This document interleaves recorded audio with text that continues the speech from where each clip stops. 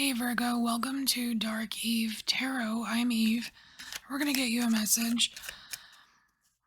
So I have this very large deck here, and it has a bunch of different types of cards in it. No tarot though. It's like fortune cards, Lenormand cards, Kipper, Zodiac, stuff like that. Alright, Virgo, what does Virgo need to know?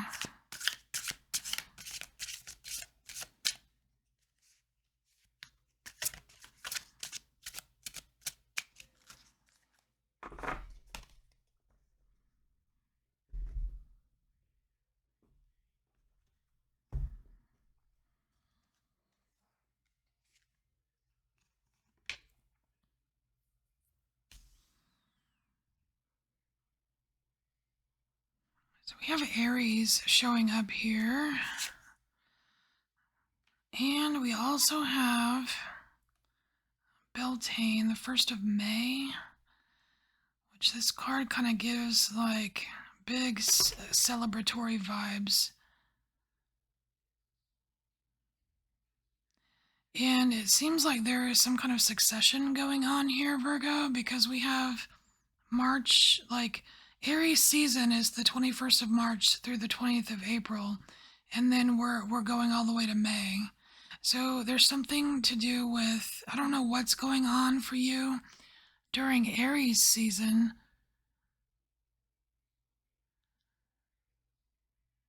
But it's like there's something about the way that this ram, like he's looking you straight in the eye, Virgo. This ram is looking you straight in the eye. There's something that is going to be extremely noticeable during Aries season and somehow results in either an accomplishment or a celebration or something.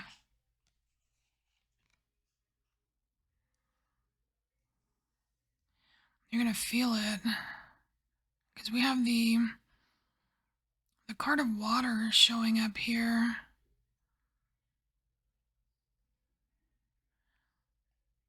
So whatever this celebration is, it does have some kind of emotional component to it.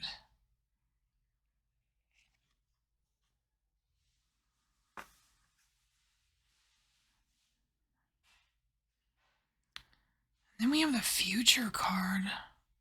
I mean, March, April, and May are in the future. Because we're kind of in a beginning winter season right now. So what about the future? We got some money.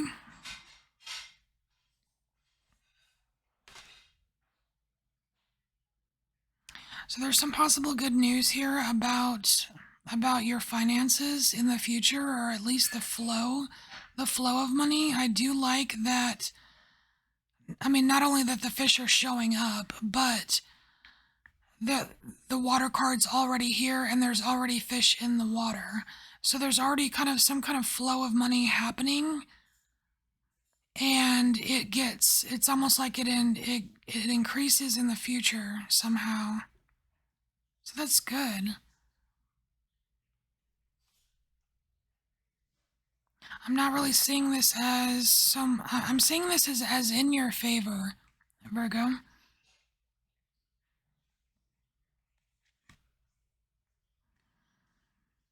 Ooh, right under Aries, we have the Gemini card. Sometimes this Gemini card comes up as like facing something, right? Like it could be facing a different side of yourself. And sometimes it kind of shows up as there's two sides of a story here.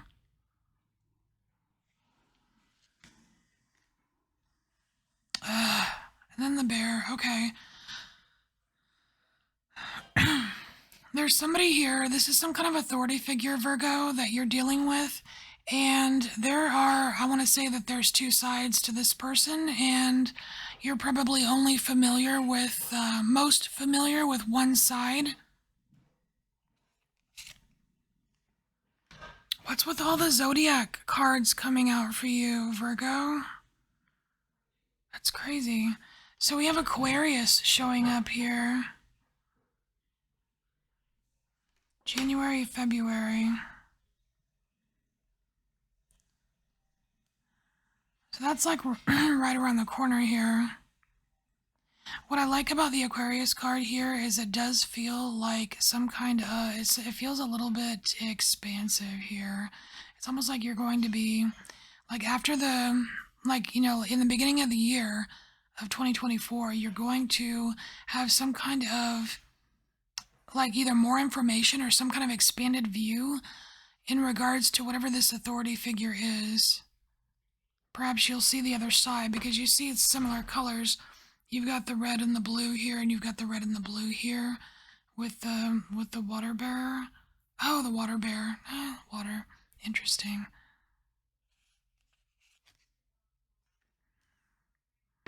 All right, well that's not good. So we have the cross showing up, and I don't really. In Lenormand, for me, the cross is probably the worst card to get because it's hard. It usually represents something kind of oppressive, something very burdensome, something hard to deal with, like a hardship of some sort. It's like we have, it's like we have good news with money, but this is something else. It's almost like this flow of money is accompanied by something else that's difficult. It could very well be related to this authority figure, but I'm not entirely convinced of that because the cross is kind of like facing this way a little bit. So it's about what I'm putting here, which is shit. The thistle. Virgo. These are prickles. These are things that irritate you. These are things that scratch you and poke you. You know what I mean? There's something super annoying coming up in the future for you. God, and it seems like it's junking up this kind of good money thing that's going on. It's almost like like it reminds me of when, let's say you get like a big sum of money, and then right when you get it, you get like this huge expense, like, oh, I have to buy a new HVAC unit. Great. Or, you know what I mean? It seems like something like that. Like it's great, but then there's this other thing that sucks all the great out of it. I don't know. I'm trying not to be doom and gloom here, but anyway, it is going to it's gonna rub you the wrong way. It's gonna feel good for a little bit, and then it's gonna rub you the wrong way.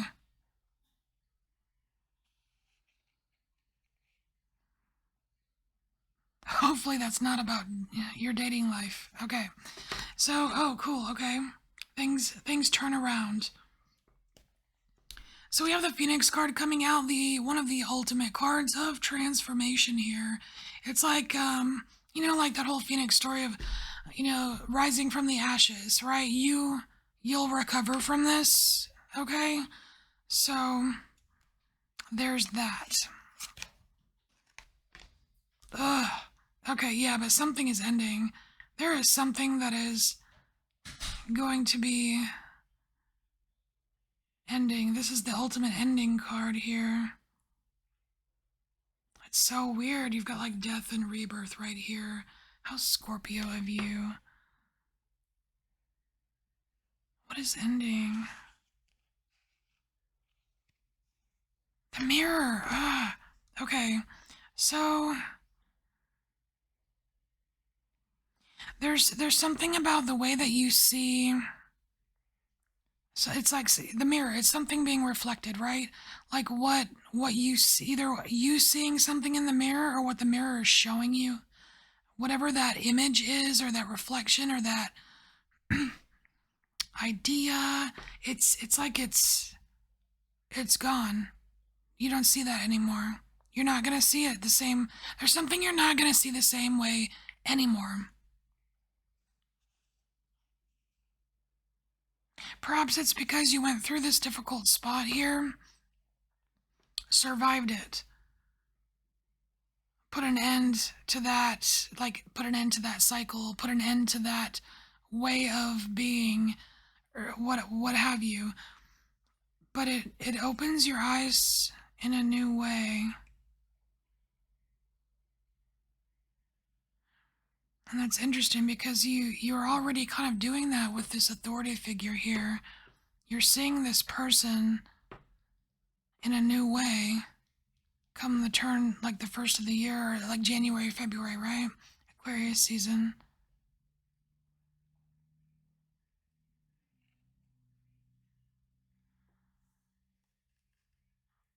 Oh yeah, here we have the first of February.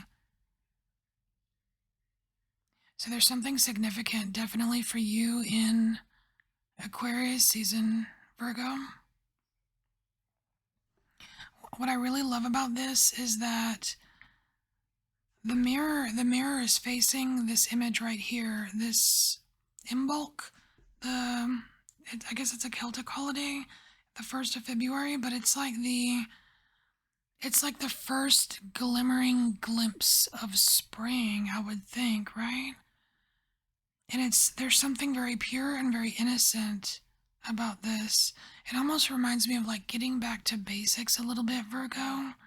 Like really, I don't want to say like completely like minimalism, but more like just really focusing on the important things here. What is sweet? What is pure? What is worth it for you? But I don't know if it's a return to innocence, but it feels really good. I can tell you that.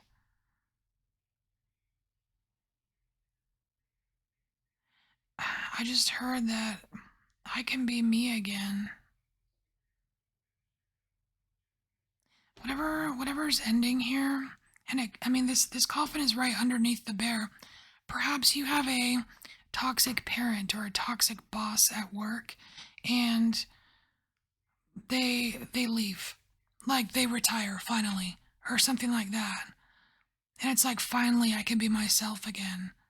There feels like relief, and this really good energy here is coming out underneath the cross. So whatever this burden is that you're bearing, that really just irritates the shit out of you, it's like you get relief. Like you survive it and you get relief. And it seems like it's right around the corner. Look at you with the cat. You get your independence back. Right on. Right on. That's awesome.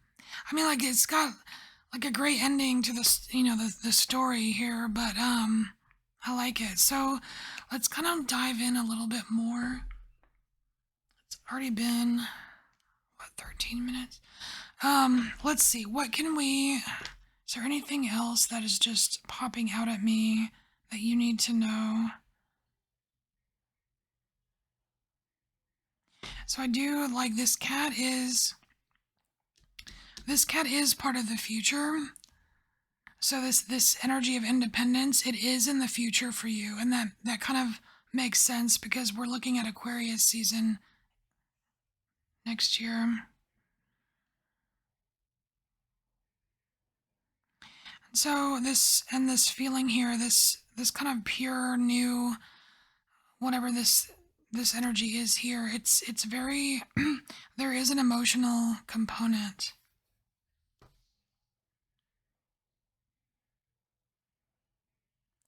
It's almost as if the things, like with the mirror, it's almost as if the things that you celebrate, or even the things that you deem worth celebrating, are somehow like reflected differently to you now after this whole ordeal with the the prickly burden, surviving it.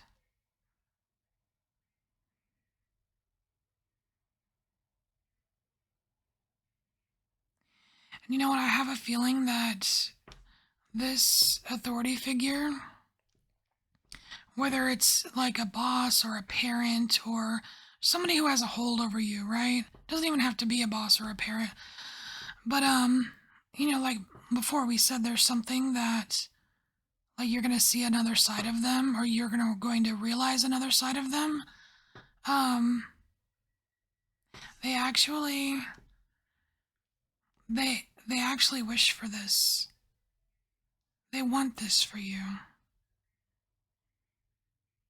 They want this for you in the future.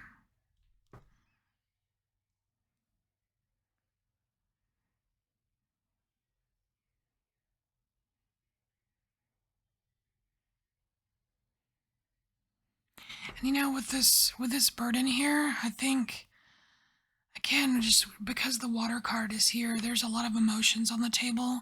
I think I think that this cross here is about, I think this, like the burden, the oppressive thing, the thing that's really hard to deal with. I feel like this is how you feel about something. I mean, again, it could be related to like the money thing, but it's there's so much water energy here, just with the Aquarius, the water bear, and the water, and it's it's kind of permeating, and it's how you feel about it. That's going to be the most noticeable. Perhaps you're changing your mind about someone. Anyways, so Virgo, I can go on, but I'm gonna stop here. So you're gonna have a very interesting beginning. I want to say first quarter next year, and but you got it. You're gonna get through it. So thanks for being here. I'll see you next time. Bye, Virgo.